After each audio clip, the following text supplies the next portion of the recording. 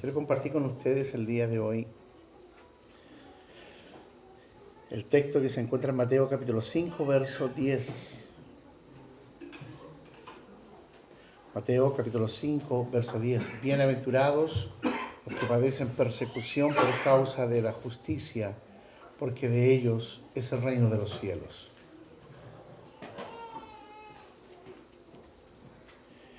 Lo leo nuevamente, dice, bienaventurados los que padecen persecución por causa de la justicia, porque de ellos es el reino de los cielos. Bien. Hemos venido predicando durante todos estos domingos respecto a las bienaventuranzas. En cada una de ellas nos deja una profunda enseñanza. El día de hoy, al referirme a esta, que está relacionado con la bienaventuranza que continúa en el verso 11, he querido, aún así, separarla en dos partes. En primer lugar, la persecución ha sido el signo distintivo, aunque no exclusivo, del cristianismo. Hay otras religiones que también han sufrido los embates de las persecuciones de acuerdo a los gobiernos de turno o religión de estos gobernantes. Los musulmanes, los judíos, los hindúes, los budistas, también han sido perseguidos. Pero ellos lo han sido en algunos momentos de la historia solamente. Los yazidíes, este grupo que fue durante el conflicto armado en Oriente, este conflicto gatillado por el Estado Islámico, fue altamente perseguido. Pero como lo digo, han sido momentos históricos, no siempre ha sido así. Pero el signo distintivo y que se ha manifestado desde su inicio hasta nuestros días es la persecución hacia los cristianos. Ya desde este inicio los cristianos comenzaron a vivir bajo un manto de sufrimiento, bajo el manto de la calumnia y de la mentira.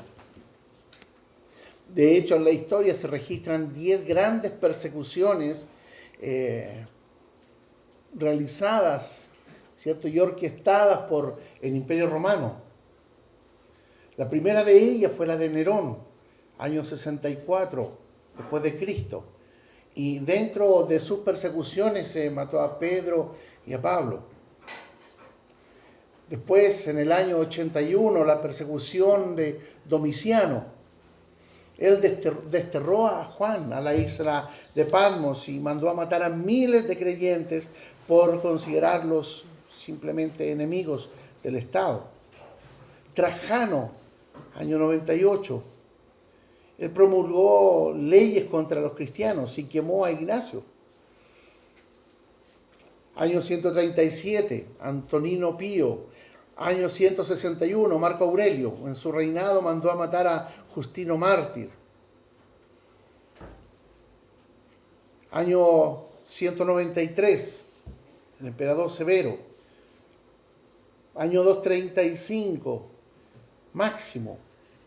Maximino, el Treciano, mandó a matar a todos los líderes cristianos. Año 249, Decio, el intento de él fue el exterminio del cristianismo. Año 253, Valeriano, mandó a matar también a líderes del cristianismo. Año 284, Diocleciano, persiguió a los cristianos incluso a través de los bosques, de las cuevas, los quemó, los arrojó a las bestias, los torturó, pero para su desgracia su esposa y su hija se convirtieron al cristianismo. Se calculan cientos y cientos de miles los cristianos muertos a través de estos tiempos. Y no quiero aventurar otras cifras porque realmente no tengo la cifra exacta, pero estamos hablando de cientos de miles. Y tal como lo mencioné en el sermón de los bienaventurados que tienen hambre y sed de justicia, la justicia de la que habla la Biblia siempre tiene que ver con Dios, no tiene que ver con la justicia del hombre. No tiene que ver con la demanda de igualdad ni justicia social en el mundo. no es justicia política, no es revolución ni transformación de la sociedad. No tiene que ver con los mártires de los cambios sociales, no tiene que ver con los derechos humanos, tiene que ver con la justicia de Dios. Y hoy voy a tratar de exponer en forma sucinta algunos conceptos relacionados con esta bienaventuranza. Bienaventurados los que padecen persecución por causa de la justicia. En primer lugar, las personas de las cuales el Señor aquí está hablando son aquellas que sufren persecución por causa del reino del cielo, por causa del reino de Dios. Estos son aquellos que en primer lugar buscan el reino de Dios y su justicia. A ese tipo de personas se refiere la Escritura.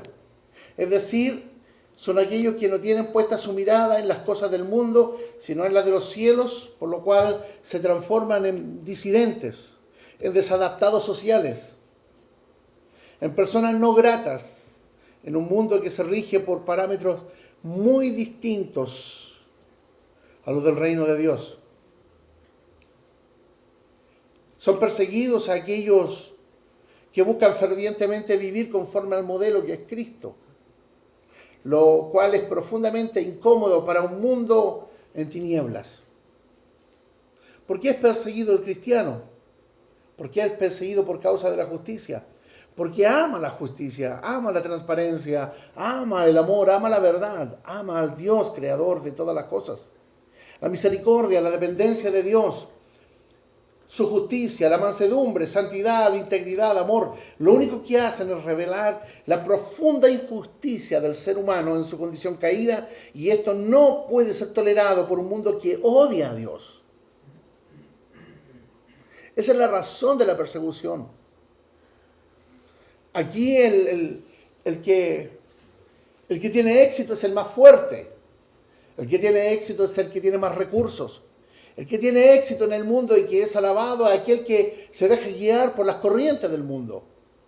Más aquel que pasa inadvertido, aquel que ama la misericordia, hacer el bien, aquel que es manso, aquel que llora, aquel que busca el reino de Dios y su justicia. Aquel no es entonces bienvenido en una sociedad hedonista, en una sociedad de lucro, en una sociedad materialista, en una sociedad donde se disputan todas las cosas, se agreden unos a otros. Se habla de hermandad, de humanidad, pero al mismo tiempo se crean las armas más terribles para la destrucción de esa misma humanidad. La persecución de los primeros siglos que mencioné son solamente un ejemplo de cómo desde el principio, y si vamos aún más, llegamos a la misma escritura, ya vemos persecución. A Pablo de Tarso, persiguiendo a los primeros creyentes. Y vemos justamente allí a los mártires de la fe. Sin ir más lejos, algunos ejemplos modernos de esta persecución. Y quiero leerles un pequeño extracto de un hecho que ocurrió en Londres el 13 de agosto de este año. Un juez cristiano simplemente perdió el empleo por sus opiniones sobre la familia. Richard Page, y permítame leerle parte de este artículo, dice: declaró públicamente que sería mejor que un niño fuera adoptado por una pareja heterosexual. Y solamente por decir eso, le costó el puesto. El Tribunal de Apelaciones de Empleo del Reino Unido ha desestimado la apelación del ex magistrado cristiano Richard Page contra el Lord Canciller y la decisión del Lord Presidente de Justicia de cesarlo en su puesto. Él solamente había expresado una opinión, pero era una opinión contraria a la corriente del mundo. Page perdió su puesto en el 2015, después de 15 años de servicio, por declarar públicamente que sería mejor que un niño fuera adoptado por un hombre y una mujer. Más tarde también perdió su puesto como director no ejecutivo de Kent and Midway, una empresa, después que expresara la misma opinión durante una entrevista de BBC en la radio. En Finlandia, esto ocurrió esta semana, hace pocos días atrás, el 2 de septiembre de este año. Y la noticia es esta: investigan a una diputada finlandesa por citar el Nuevo Testamento. Päivi Räsänen, ex ministra del Interior, criticó la participación de la Iglesia Luterana en el orgullo del LGTBI de Helsinki. Simplemente criticó por qué la Iglesia estaba avalando algo que es totalmente contrario a la Escritura. Ella, que es una demócrata cristiana finlandesa, ex ministra del Interior, está siendo sometida a una investigación previa al juicio por parte de la policía finlandesa debido a la sospecha de incitación contra las minorías sexuales. El caso se abrió por un comentario crítico que la política hizo sobre la participación oficial de la Iglesia Evangélica Luterana de Finlandia en el evento del orgullo de Helsinki a principios de verano. El 17 de junio de este año, esta diputada Päivi Räsänen publicó una foto de Romanos 1, 24 al 27 del Nuevo Testamento que describe las relaciones entre personas del mismo sexo como vergonzosas. En la publicación criticó el anuncio del organismo eclesiástico más grande de Finlandia de convertirse en socio oficial del orgullo en Helsinki 2019 y preguntó ¿cómo puede ser compatible el fundamento doctrinal de la Iglesia, la Biblia, con alabar la vergüenza y el pecado como un motivo de orgullo? Y solamente por este hecho, ella está siendo investigada por incitar al odio. Y lo único que está haciendo es citar lo que es la justicia de Dios. La justicia de la cual habla la Escritura es sinónimo de piedad. Por lo tanto, son bienaventurados los que padecen persecución por causa de su piedad, por causa de su fe en medio del secularismo, del ateísmo y de las religiones hechas a la medida del hombre por su amor a Dios, por su dependencia de Dios, por ser pacificadores en medio de un mundo que exalta la violencia, en medio de un mundo que exalta la promiscuidad. Son bienaventurados porque de ellos es el reino de los cielos. Eso dice la Escritura. En otras palabras, bienaventurados los que viven su fe, porque vivir la fe es transformarse en enemigos de la impiedad.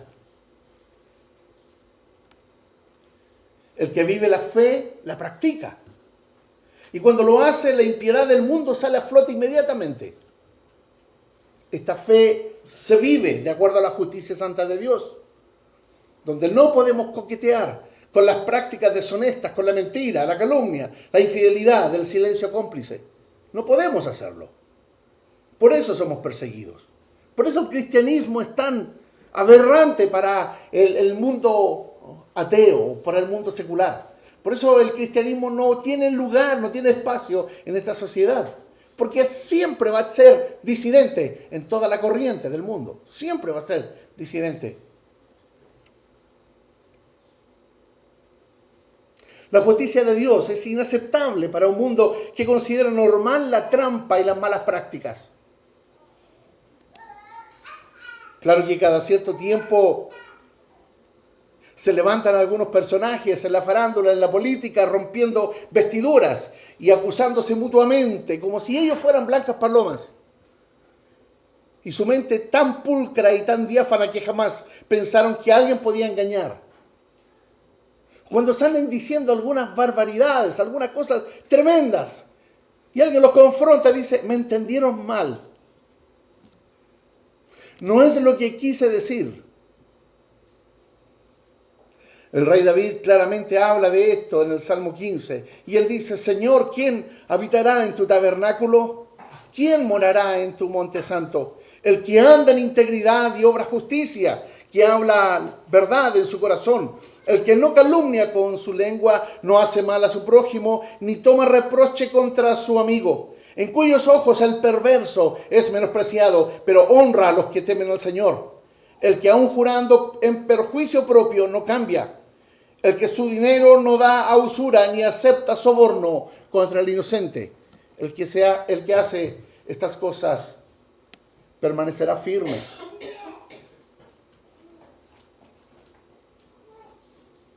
Pero no se engañen, existe una persecución que no es por causa de la justicia de Dios.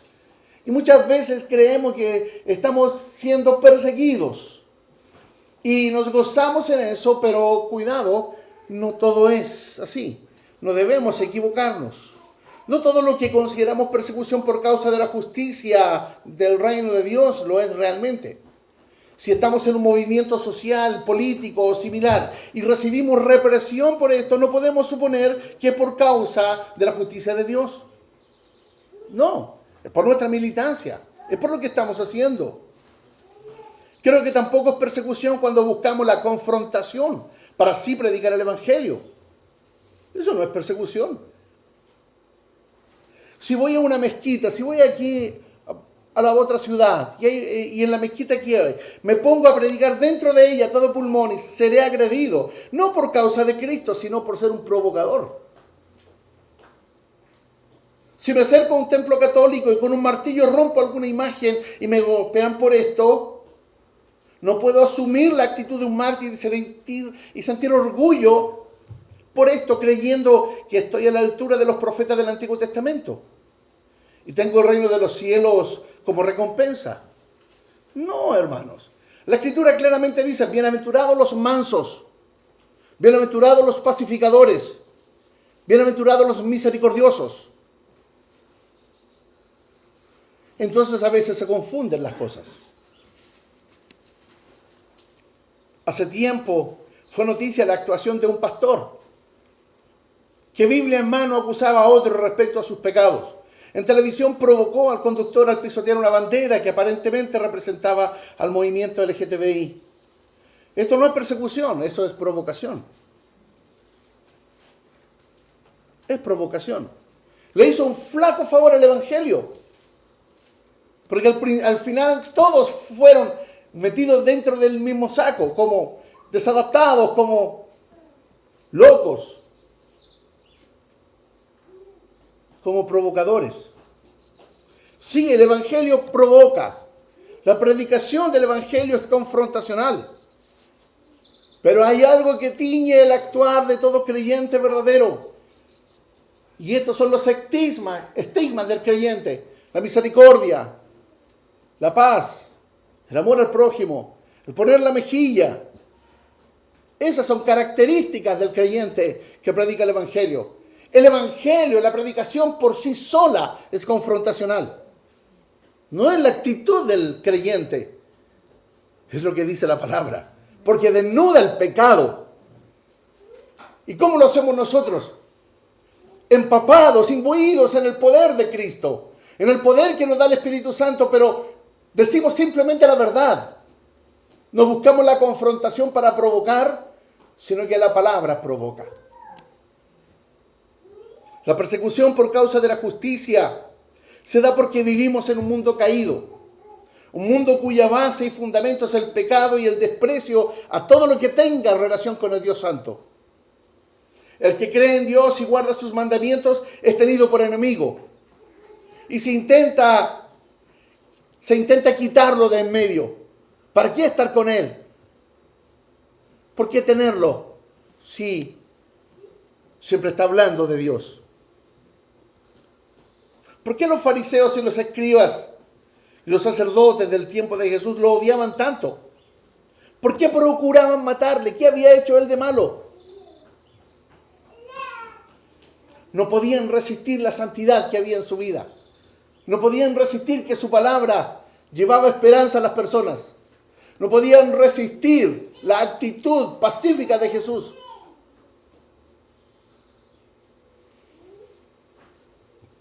No podían resistir que Él hablara del reino de los cielos de una manera que ellos no querían que se hablara. Todo lo que hacía o decía era para ellos una espina en sus conciencias. Por lo tanto, si persiguieron a Jesús hasta darle muerte, no podemos esperar menos si nosotros vamos caminando siguiendo las huellas del Maestro. Y la Biblia sí lo dice. En el mundo tendréis aflicción.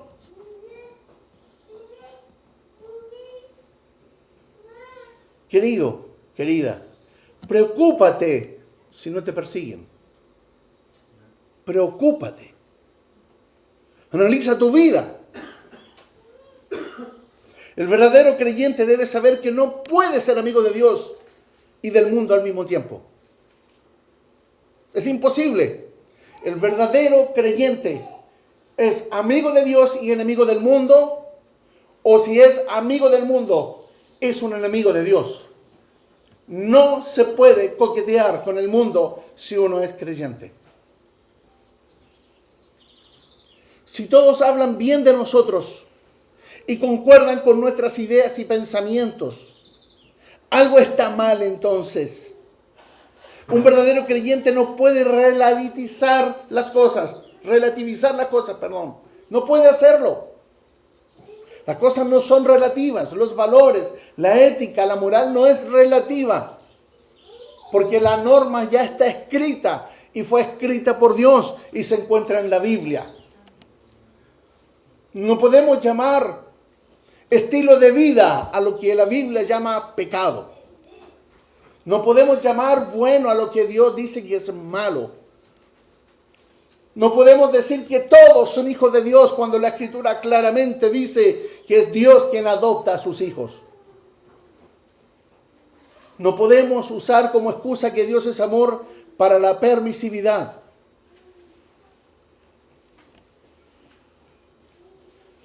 Un verdadero creyente siempre tiene una posición amorosa, pero firme.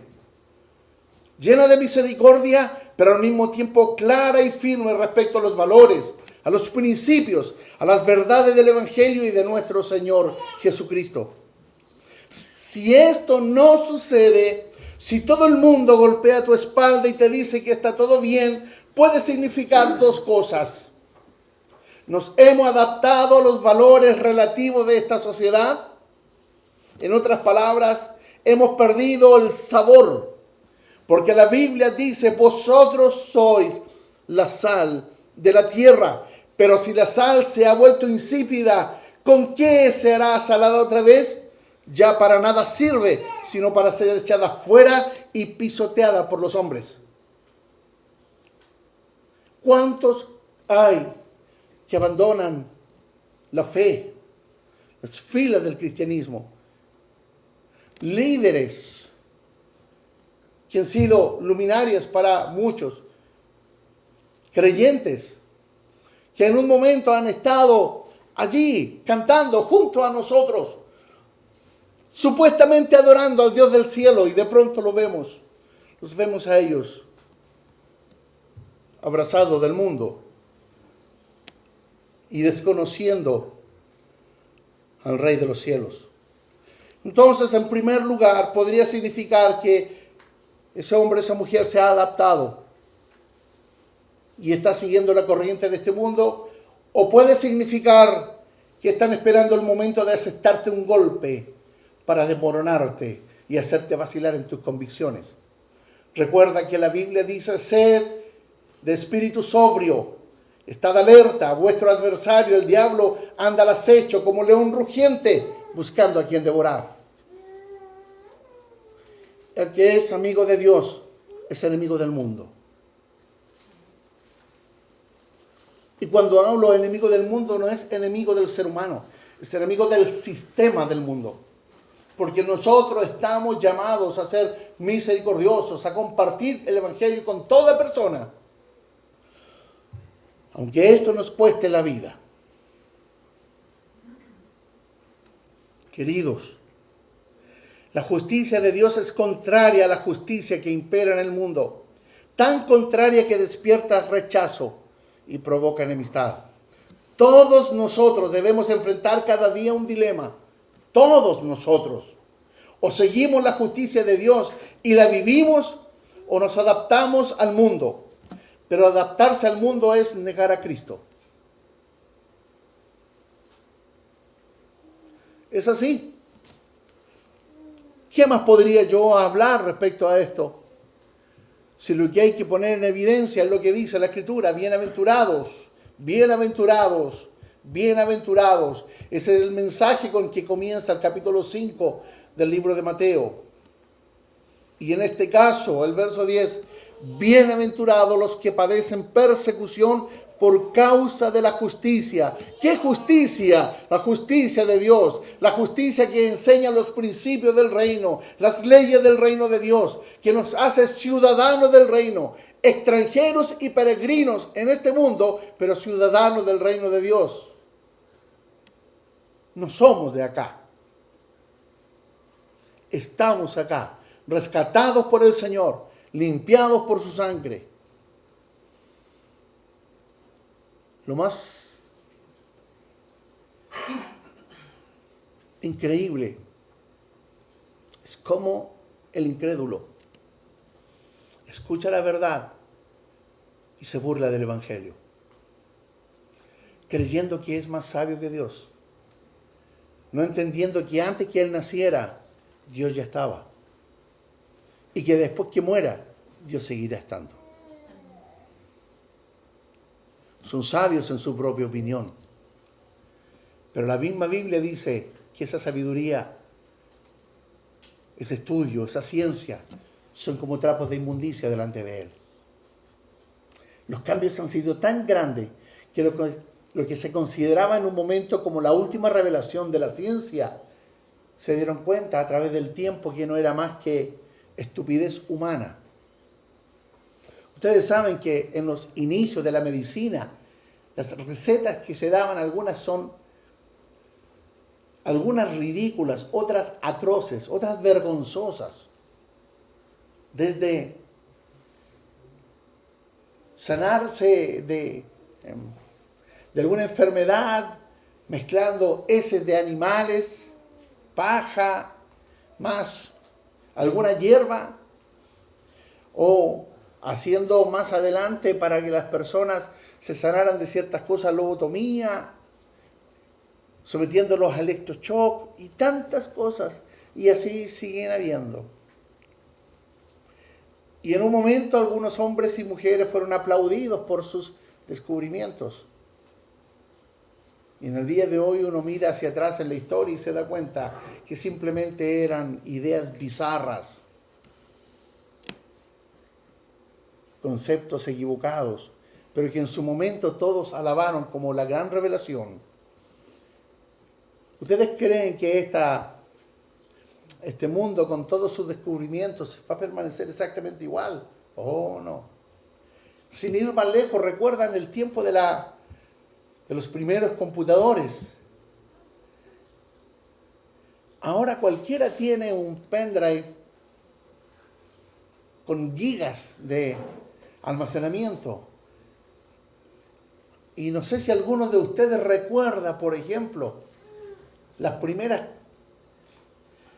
unos tarjetones, unos discos, unos disquetes grandes. No, yo los recuerdo, sí. Sé que algunos no. Bueno, los disquetes los más chiquititos. Solamente megabytes. Eso era lo más grande y los genios de aquel tiempo dijeron que no podía construirse nada mejor que eso. Y hoy, aún un niño pequeño tiene en sus manos un aparato que es 100 veces más potente, 200, 300 veces más potente, y mucho más de lo que en los genios de hace 30 años, 20, 30 años atrás encontraron.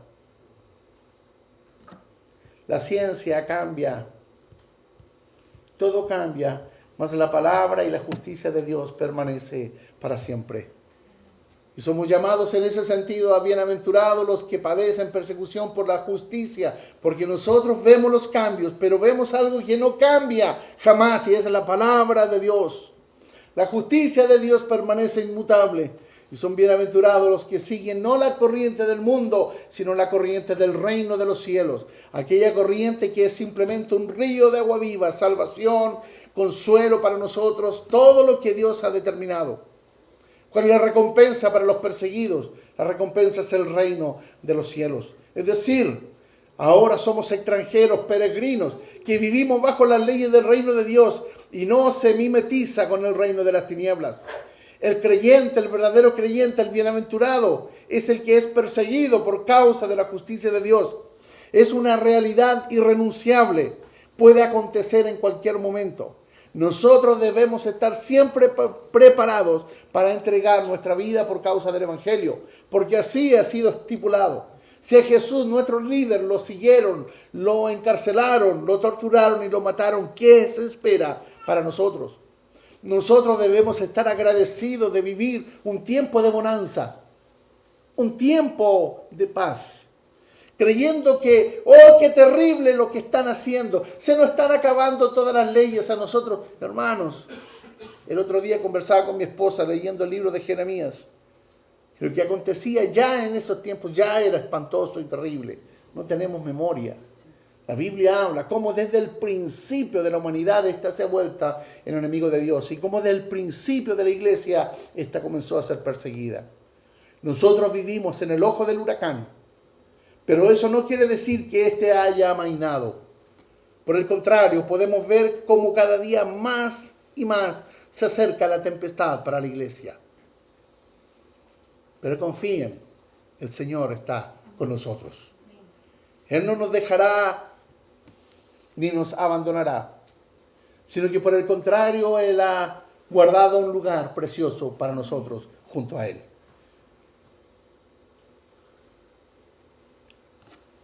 No dejen de vivir de acuerdo a los parámetros del reino de Dios. No dejen de vivir de acuerdo a las leyes del reino de Dios, a la justicia del reino, porque solamente de estos es realmente el reino prometido. Vamos a orar. Señor, te doy las gracias por lo que tú has hecho. Gracias, Señor, por todos los hombres y mujeres que padecen persecución en este momento por causa de la justicia santa. Te doy las gracias por mis hermanos que saben, viven, están siendo perseguidos, muertos todos los días a causa de tu palabra. Te doy las gracias por estos santos y santas, por estos mártires del Evangelio. Y te ruego que a nosotros nos afirmes en la fe, nos afirmes en las convicciones profundas. Al que ha relativizado las cosas, tráelo de nuevo a las convicciones profundas. Aquel que ha coqueteado con el mundo, que se divorcie del mundo y que solamente esté firmemente enlazado con Jesucristo. Te ruego, Señor, que aquel que duda pueda ser convencido. Aquel que está débil sea fortalecido.